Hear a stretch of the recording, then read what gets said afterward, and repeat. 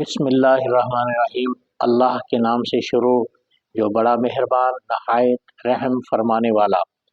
हज़रत ईसा अलैहिस्सलातु वस्सलाम एक मरतबा कब्रिस्तान के पास से आपने गुज़र फरमाया तो आपने अपने उलूम बातिनिया की बिना पर मुशाहदा फरमाया कि कब्र वाले को उसकी कब्र में अज़ाब हो रहा है।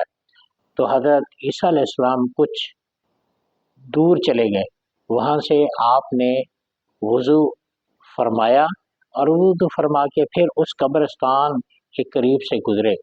तो जिस कब्रिस्तान से गुज़रे पहले देखा था कि अज़ाब हो रहा है, अब देखा है कि कब्र में नूर बरस रहा है और कब्र वाले को राहत पहुँच रही है।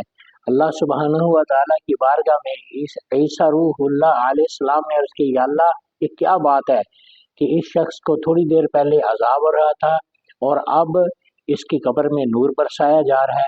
अल्लाह सुब्हानहू व तआला अज़्ज़ा शानुहु व तम्मा बुरहानुहु जल्ल जलालहु ने इरशाद फरमाया, ईसा ये शख्स बड़ा गुनाहगार था, इसके गुनाहों की वजह से इसे कब्र में अज़ाब दिया जा रहा था।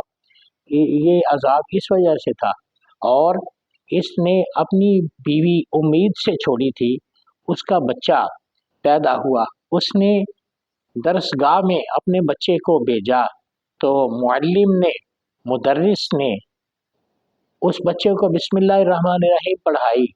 तो ऐ ईसा, जिसका बच्चा मेरा नाम ले, मुझे रहमान रहीम कहे, तो मैं उसको अज़ाब करूं, ये मेरी शान करीमी के लायक नहीं है। इसलिए इसके बच्चे की बरकत से, इसके बच्चे के बिस्मिल्लाहिर्रहमानिर्रहीम कहने की बिना पर मैंने इसके बाप के कब्र में नूर बरसाया और बरसता रहेगा और इसके बाप से मैंने अज़ाब दूर कर दिया।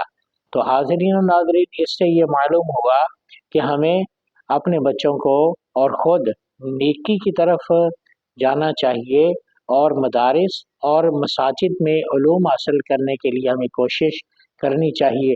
अगर बिस्मिल्लाहिर्रहमानिर्रहीम की बरकत से अज़ाब कब्र दूर हो सकता है तो पूरा कुरान पाक के कलिमात से कितनी बरकत होगी और अज़ाब में कितनी तख़फ़ीफ़ होगी। इसलिए कुरान पाक पढ़ा जाता है, फ़ौत शुदगान के लिए उनके लिए साले सवाब किया जाता है। ये बिस्मिल्लाह की बरकतें हैं और कुरान पाक की सारी बरक़ात बहुत ज़्यादा है।